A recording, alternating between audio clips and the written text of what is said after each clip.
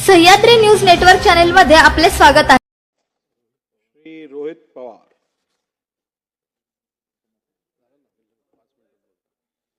सगळ्यांनाच बोला। अध्यक्ष महोदय, माझे अजित काका, महाराष्ट्राचे अजित दादा, विकासाचा वादा अजित दादा, आजचा हा प्रसंग माझ्यासाठी व सर्वांनाच प्रचंड भावनिक आहे। पवार साहेबांच्या बरोबर ज्यांच्याकडे बघून आम्ही राजकारणात प्रेरणा घेतली, तो आमचा अभिमान, स्वाभिमान, आमचा आधार माझे काका आणि महाराष्ट्राचे अजितदादा यांचा शोक प्रस्तावावर बोलण्यास मी आज या ठिकाणी उभा आहे। मुख्यमंत्री साहेबांनी हा शोक प्रस्ताव या ठिकाणी इथं मांडला आणि या प्रस्तावाला त्या ठिकाणी मी पाठिंबा देतो।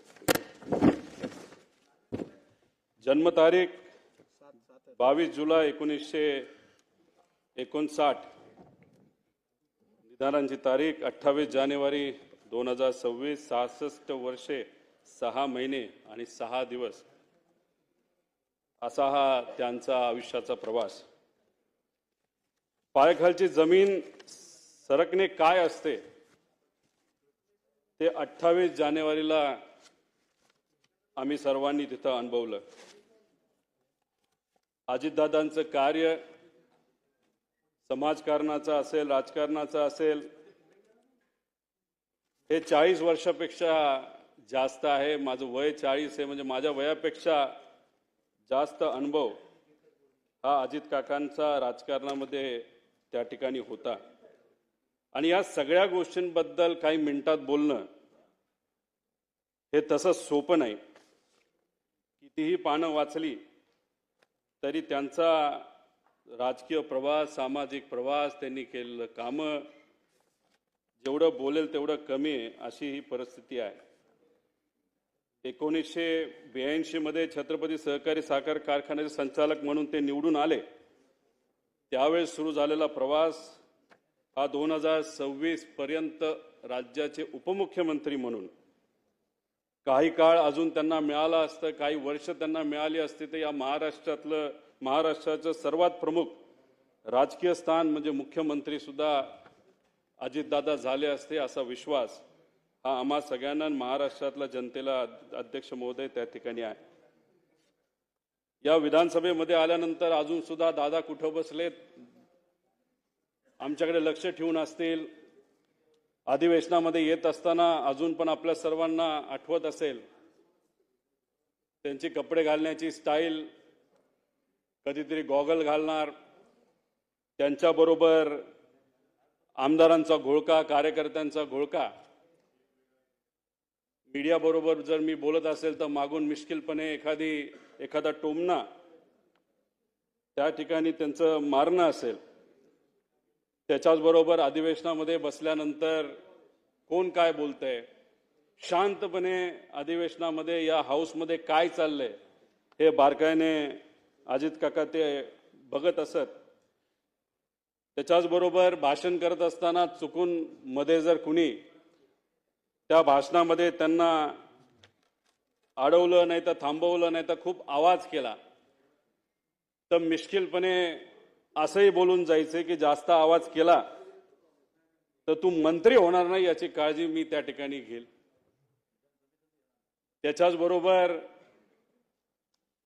पवार साहेबांवर चुकून जर कुणी बोललं तर या हाऊसला डोक्यावर घेतलेलं सुद्धा आपण त्या ठिकाणी तिथं बघितलेलं आहे। या हाऊसमध्ये येणारा पहिला नेता कोण असेल तर अजितदादा असायचे आणि हाऊस संपल्यानंतर शेवट जाणारा जर कुठला नेता असेल ते अजितदादा असायचे। त्याच्याचबरोबर आमच्यासारखे नवीन जे आमदार आहेत त्यांना बोलायला मिळतंय का, ते योग्य पद्धतीने बोलतायत का, आणि एखादा विषय मांडला लगेचच्या लगेच तिथं उत्तर देऊन त्या विषयाला मार्ग सुद्धा त्या ठिकाणी ते लावून द्यायचे। अध्यक्ष महोदय, जेवढं दुःख कुटुंबीय म्हणून आम्हाला झालंय तेवढंच दुःख या महाराष्ट्रातल्या प्रत्येक व्यक्तीला तिथं झालेलं आहे। आमच्या बॅचच्या सर्व आमदारांवर ते बारकाईने लक्ष ठेवत असत। कधी चुकलं, कधी काय चुकीचं घडलं, चांगलं भाषण केलं तर चांगले बोलायचे आणि जर चुकलं तर कहाणी त्या ठिकाणी धरायचे. अध्यक्ष महोदय, खरं तर अजितदादांवर बोलताना म्हणजे काय बोलायचं आणि काय नाही बोलायचं असं झालंय. खरं तर खूप काही इथं बोलू शकतो. अनेक लोकांनी आमदार असताना, मंत्री असताना त्यांनी काय कामं केली ही सांगितलं, पण मला असं वाटतं की परिवारातला एक व्यक्ती म्हणून परिवाराच्या दृष्टिकोनातून ते कसे होते हे थोडक्यात सांगण्याचा मी इथं प्रयत्न करतो. अजित काकांचा जन्म हा अहिल्यानगर जिल्ह्यामध्ये राहुरी तालुक्यामध्ये प्रवरा देवळाली मधला. सुट्टीच्या वेळेस मामाकडे जायचे. त्यांना लहानपणी गोट्या खेळायला आवडायचे, पण त्यांचा एक स्वभाव होता, कुठलाही खेळ खेळत असताना जर एखाद्या वेळेस ते हरले, नाहीतर आपण हरतोय असं दिसायला लागले, तर काही झालं तरी आपण जिंकायचं. कधी कधी तर असं काही व्हायचं की अख्ख्या कुटुंबाला त्याला तिथं थांबावं लागायचं, कारण का दादांची अशी परिस्थिती असायची की गोट्या माझ्या ज्या काय तिथं मी हरलोय खेळामध्ये, त्या परत एकदा मी जिंकणारच तरच बारामतीला तिथं जायचं. आणि चुकून जर तिथे एखादं भांडण कोणाबरोबर झालं तर दादा चिडायचे आणि मग बाकीचे त्यांना कुठेतरी सांभाळून घेण्याचा प्रयत्न करायचे. पण कधी कधी ते असंही म्हणून जायचं, असं मी ऐकलं माझ्या वडिलांकडनं, की जर मला कुणी मारलं तर मी अजिबात शांत बसणार नाही. त्याचा तोडीसतोड उत्तर त्यावेळेस लहान असताना ते त्या ठिकाणी द्यायचे. त्याच्याच बरोबर बारामतीला शाळेला जेव्हा ते जायचे तेव्हा नीरा कनाल हा मधून वाहत असायचा. नीरा कनालमध्ये जर पाणी असेल तर त्यांना थोडंसं लांबून जावं लागत होतं. बघा ना, योगायोग, लहानपणी जेव्हा त्यांना लांबून जावं लागत होतं तेव्हा ते सारखे चिडायचे की पाणी कोण सोडतंय, पाणी सोडलं तर मला लांबून जावं लागतंय. पण नंतर 15 वर्ष नीरा कनाल ज्या मंत्रालयाचा भाग आहे त्या मंत्रालयाचं मंत्रिपद हे दादांनी त्या ठिकाणी खूप सक्षमपणे बघितलं, आपण सगळ्यांनी बघितलं. माझ्या वडिलांचे आणि त्यांचे फार चांगले संबंध होते. दोघं एकत्र बऱ्याच वेळा तिथं थांबायचे, राहायचे. त्या दोघांना कृषी क्षेत्र खूप आवडायचं. एकदा त्यांना चांगली जर्सी गाई घ्यायची होती. दोघांनी ठरवलं, चला बँगलोरला आपण जाऊ. दोघं गेले बँगलोरला. पैसे थोडे घरून घेतले होते. तिथं गेल्यानंतर तिथं गाया सगळ्या तिथं निवडल्या. आता कसं जायचं, तर बजाजचा एक मोठा टेम्पो असायचा, जो काही ट्रॅक्टर नाही तर गाड्या घेऊन यायचा, त्याच्यामध्ये तो बुक केला, त्याच्यामध्ये गायी ठेवल्या. बँगलोर पासून ते बारामतीपर्यंत मग शेण साफ करणं असेल, दूध काढणं असेल, पाणी देणं असेल, दूध काढलेलं विकणं असेल, या सगळ्या गोष्टी अजितदादांनी आणि माझ्या वडिलांनी तिथं केल्या. आणि हे करत असताना कधी बोलून दाखवलं नाही. सहसा सगळ्यांची सवय असते की आमचं लहानपण कसं होतं, किती अडचणीचं होतं, हे सातत्याने अनेक लोक तिथं बोलून दाखवतात, पण दादांनी कधी ते तिथं बोलून दाखवलेलं नाही. त्याच्याच बरोबर असेही काही अनुभव मी ऐकलेले आहेत की जेव्हा लहानपणी ते श्रीनिवास काका असतील असं चालत मातीच्या रस्त्याने जायचे आणि जात असताना जेव्हा रस्त्यावर एखादा दगड असेल, काटा असेल नाही तर काही असेल तर ते साईडला सारून ठेवायचे. की त्यांचं म्हणणं असायचं की ठीक आहे, आपण आता चालतोय, आपल्याला दगड दिसतो तर तो बाजूला करूया, म्हणजे मागून येणारी एखादी गाडी असेल, बैलगाडी असेल, त्याला कुठं त्या ठिकाणी त्रास होऊ नये. म्हणजे दुसऱ्याची काळजी कशी घ्यायची ही लहानपणीपासून दादांनी त्या ठिकाणी जपून ठेवलं होतं. त्याच्याचबरोबर शेतामध्ये जात असताना गाजर गवत असेल नाही तर अजून कुठलं काय असेल तर ते उपटायचं आणि बांधावर काढून ठेवायचं. आणि लहानपणी कोल्हापुरात शहाजी महाराजांच्या शाळेमध्ये, राजश्री शाहू महाराजांच्या शाळेमध्ये त्या ठिकाणी गेल्यानंतर पुरोगामी विचाराचा पगडा त्यांच्या मनावर, ध्यानावर आणि विचारांवर त्या ठिकाणी बसला. अध्यक्ष महोदय,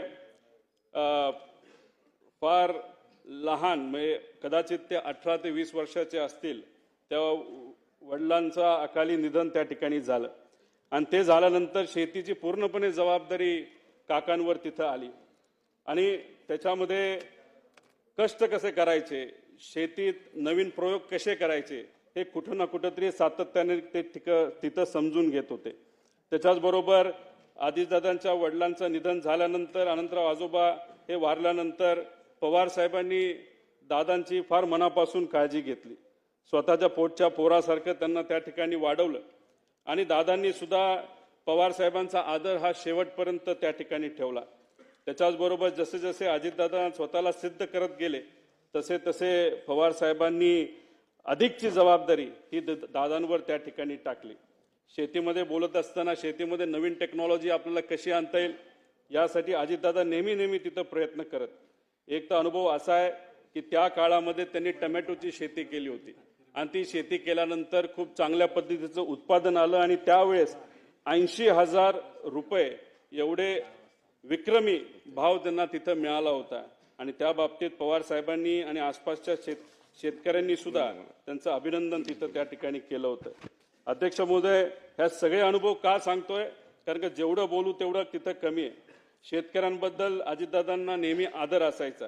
शेतकऱ्याचा जी एक क्वालिटी असते की काही झालं तरी हार नाही मानायची, हीच क्वालिटी ही अजितदादांमध्ये अध्यक्ष महोदय त्या ठिकाणी होती.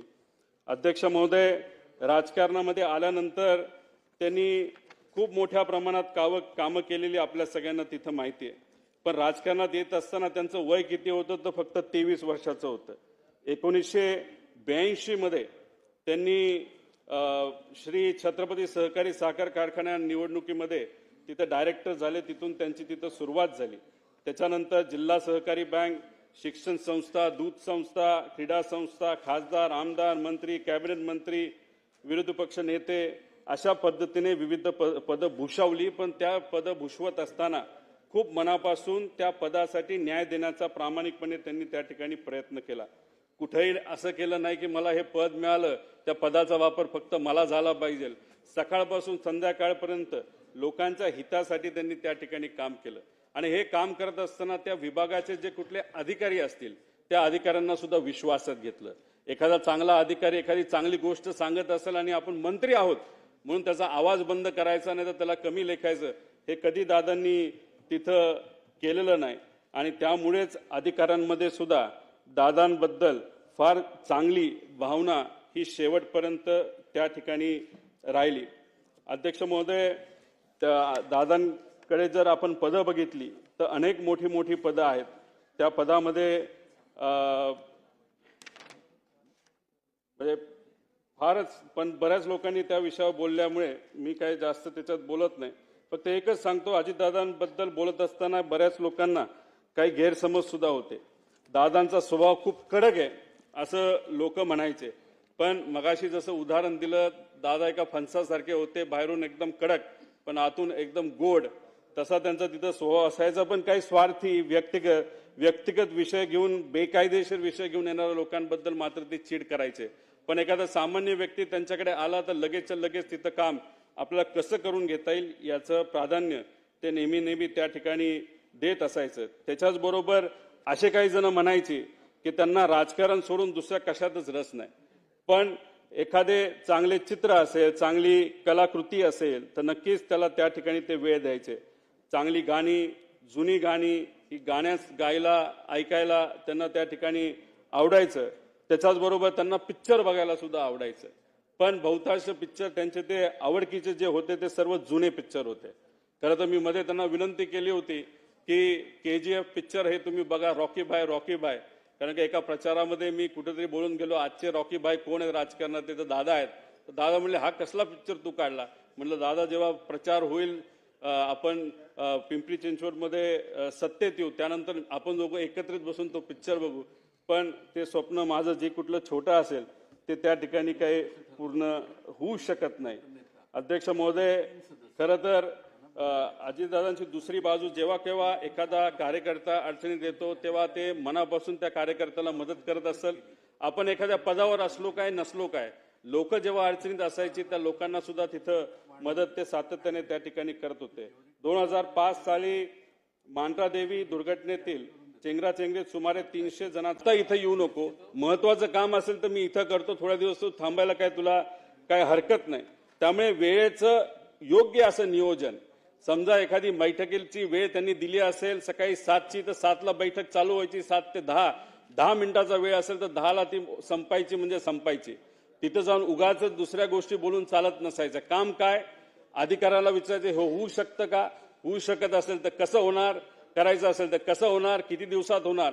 म्हणजे एवढ्या कमी वेळात म्हणजे आपण मंत्र्यांकडे जर आज बघितलं आणि त्यांच्या कार्यपद्धतीकडे बघितलं तर दादा एकुलता एक कदाचित मंत्री असा असेल की त्यांनी दिवसा 30 ते 40 बैठका घेतल्या असतील, वेळेत त्या तिथे संपवल्या असतील आणि दादांनी एक वेगळा पायंडा या राजकारणामध्ये काढला होता. सहसा आपण जर बघितलं तर बरेच नेते हे तोंडावर आपल्याला गोड बोलतात पण नंतर ते काम कधी होत नसतं. पण दादाने एक नवीन पायंडा सुरू केला होता या महाराष्ट्राच्या राजकारणामध्ये. होणार असेल तर लगेच सांगायचं करतो, फोन लावणार आणि होणार नसेल तर होणार नाही. त्यामुळे लोकांचा वेळ सुद्धा अध्यक्ष महोदय त्या ठिकाणी वाचायचा. त्याच्याच बरोबर मंत्री म्हणून जे सिंचन क्षेत्रातलं काम त्यांनी खूप मोठ्या प्रमाणात केलं. पाटबंधारे मंत्री असताना सुद्धा त्यांनी खूप मोठ्या प्रमाणात कामं केली. विदर्भासाठी, मराठवाड्यासाठी, पश्चिम महाराष्ट्र, कोकण, उत्तर महाराष्ट्र यासाठी त्यांनी तिथं काम केलं. पाणी पुरवठा मंत्री असताना सुद्धा त्यांनी खूप मोठ्या प्रमाणात कामं केली. अर्थमंत्री म्हणून तर एकदम शिस्तीचे मंत्री आणि अर्थमंत्री म्हणून त्यांची तिथं ओळख आहे. 11 वेळा त्यांनी बजेट तिथं सादर केलं आणि ते करत असताना काटकसरीने आपल्याला राज्याची तिजोरी ही कशा पद्धतीने त्या ठिकाणी त्याचं नियोजन करता येईल हे दादांनी आपल्या सर्वांना दाखवून दिलं.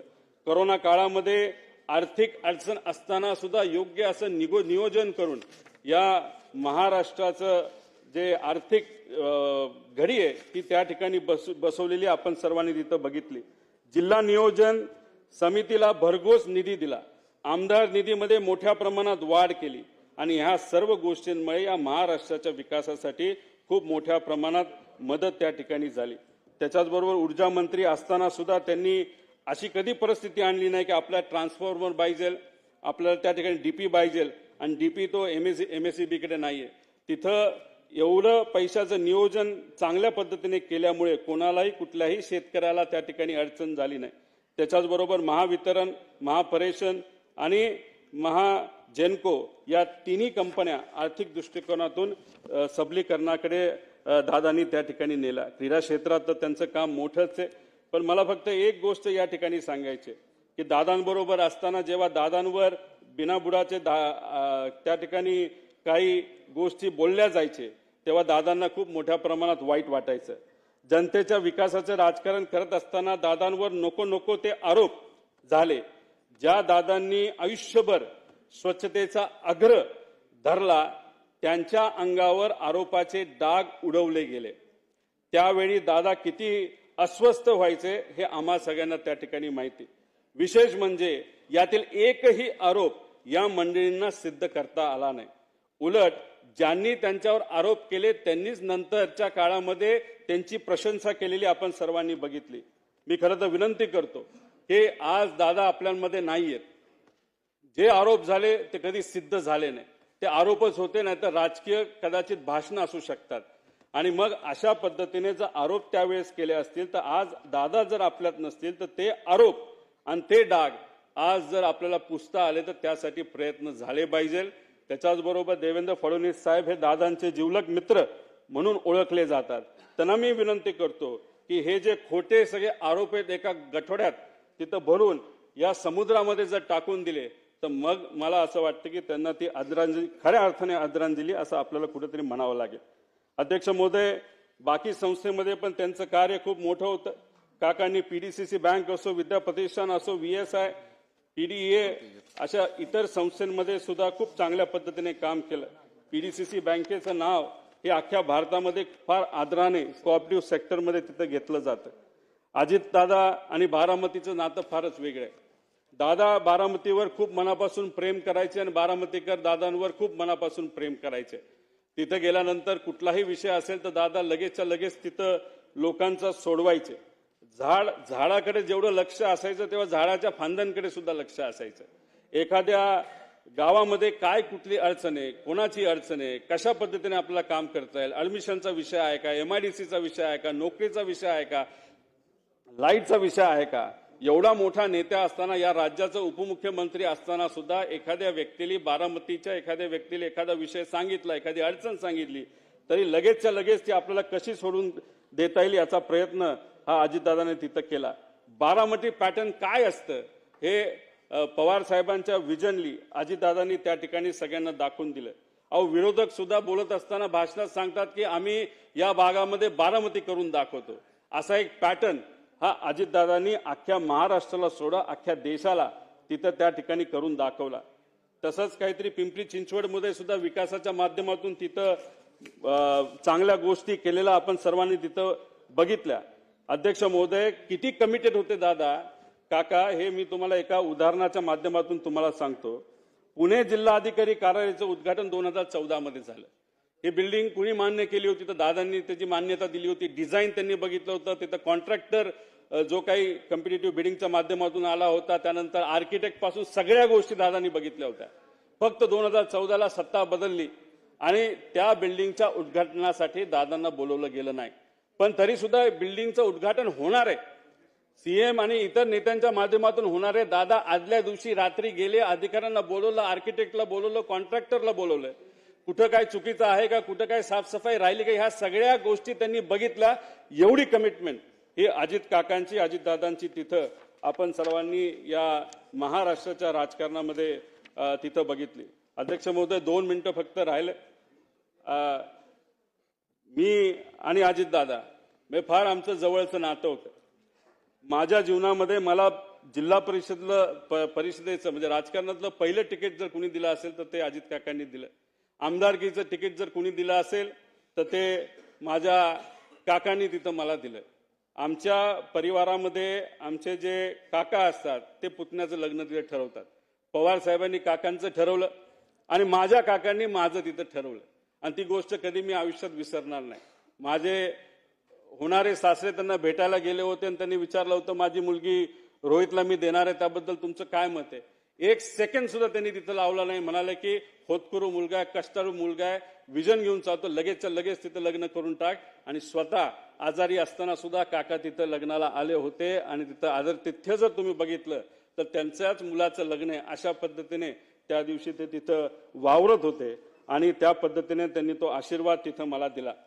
अहो, जेव्हा पक्ष वेगळा झाला तेव्हा काही प्रमाणात दादांकडनं साहेबांबद्दल काही गोष्टी बोलल्या गेल्या असतील, आम्ही तिथं बोललो गेलो असेल. पण काही दिवसांपूर्वी जेव्हा काका आणि आम्ही सर्वजण बारामती हॉस्टेलला भेटलो होतो, आम्ही तिथं सातत्याने चर्चा करत होतो. गेल्या काही महिन्यांमध्ये दादांबरोबर फार जवळून काम करण्याची तिथं संधी मला मिळाली. एक विकास लवांडे नावाचा कार्यकर्ता आहे. अजितदादांवर अतिशय जहाल पद्धतीने त्यांनी टीका केली होती जेव्हा पवार साहेबांना सोडलं होतं. तेव्हा ते विकास लवांडेंना काही 1.5 महिन्यापूर्वी दादांना भेटवलं. दादा हे विकास लवांडे. तेव्हा दादांनी सांगितलं मीच त्याला पक्षामध्ये आणलंय. अहो दादा, तुमच्या विरोधात त्यांनी खूप काय बोलले म्हणतो, तुम्हाला भेटायला घाबरतोय. तेव्हा दादा म्हणाले अरे तू बोलला हे बरोबर आहे, पण मी पण बोललो होतो ना पहिलं दुसरं भाषण, त्यामुळे मी पण चुकलो, तू पण चुकला. आता काय नाही, आता आपल्याला एकत्र एका विचाराने त्या ठिकाणी काम करायचंय. अशा मोठ्या मनाचे हे माझे काका त्या ठिकाणी होते. त्याच्याच बरोबर अध्यक्ष महोदय, शेवट काही गोष्टी बोलत असताना प्रशासनावर वचक असणारा नेता गेला, जाती धर्माच्या पलीकडे काम करणारा नेता गेला, सूर्याशी स्पर्धा करणारा नेता गेला, सूर्य उगवण्याआधी कामाला सुरुवात व सूर्य मावळल्यानंतर काम बंद करणारा नेता गेला. अजितदादांच्या जाण्याने महाराष्ट्राच्या राजकारणातील एक लोकनेता गेला. महाराष्ट्राच्या राजकारणातील रुबाब गेला. बेट्या म्हणून आव्हान देणारा ग्रामीण बाज गेला. महाराष्ट्रातील राजकारणाचा रांगडेपणा गेला. राज्याच्या राजकारणातील बेधडकपणा गेला. राज्याच्या राजकारणातील वेग आणि आवाका गेला. महाराष्ट्रातील राजकारणाचा जिवंतपणा गेला. सगळ्यात महत्वाचे राज्याच्या राजकारणातील मिश्किलपणा गेला. अजितदादा पवार नावाचा जादूगार हसवत हसवत संबंध महाराष्ट्राला निशब्द करून गेला. मला ते म्हणायचे की रोहित तुझ्या झिपऱ्या वाढल्यात, जरा झिपऱ्या कमी कर.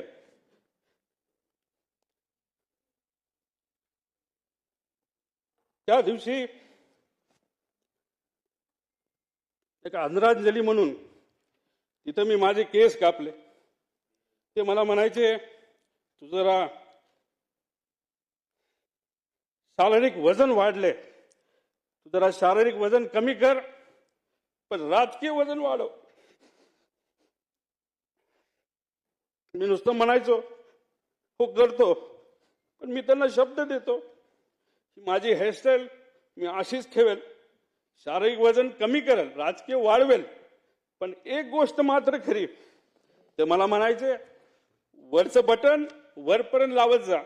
पण काकांना एक सांगायचे, 40-50 वर्षानंतर मी तेव्हा तुम्हाला भेटेल, तोपर्यंत मी बटन असंच उघडं ठेवणार. त्यावेळेस मात्र तुम्हाला भेटल्यानंतर हे बटन मी त्या ठिकाणी लावेल, कारण शेवटी हे बटन असं ठेवल्यानंतर तुमची आठवण त्या ठिकाणी मला नक्कीच त्या ठिकाणी येईल. पण एक गोष्ट अजून आहे, 40-50 वर्षांनी जेव्हा अजित काकांची माझी भेट होईल, तेव्हा हा माझा लढा जो मी आता त्या ठिकाणी लढत आहे आणि अख्खा महाराष्ट्र त्या ठिकाणी लढत आहे, तेव्हा अजित काकांसमोर ताट मानेले मी तिथं उभा राहील. आणि नक्कीच माझे काका माझ्या पाठीवर हात ठेवून म्हणतील लढलास बरं का. आणि या गोष्टी ऐकण्यासाठीच हा जो छोटासा लढा पण महत्वाचा लढा त्या ठिकाणी मी व सर्वांनी तिथं हातात घेतलाय, तो पूर्ण केल्याशिवाय राहणार नाही. आणि दादांच्या अपघातात जो कोणी जबाबदार असेल, जो कोणी दोषी असेल, त्याला तुरुंगात टाकल्याशिवाय आणि शिक्षा दिल्याशिवाय आम्ही तर त्या ठिकाणी शांत बसणार नाही. तो किती मोठा असला आणि कुणी काय असलं तरी आम्ही घाबरणार नाही. त्याच्याच बरोबर मला काकींना या ठिकाणी सांगायचं, काकी तुमच्या राजकीय पुढच्या प्रवासामध्ये या छोट्या कार्यकर्त्यांचं तुमच्या या पुतण्याचं जिथं कुठं तुम्हाला मदत लागेल ती मदत करण्यासाठी मी सदैव त्या ठिकाणी तयार असेल. एवढंच या ठिकाणी सांगतो, जेवढं बोलेल तेवढं कमी आहे. पण आमच्या या काकांच्या विचारावर, काकांच्या स्टाईलनी मी नक्कीच येणाऱ्या काळामध्ये लोकांच्या हितासाठी, महाराष्ट्राच्या हितासाठी त्या ठिकाणी काम करत राहील. धन्यवाद. रामकृष्ण.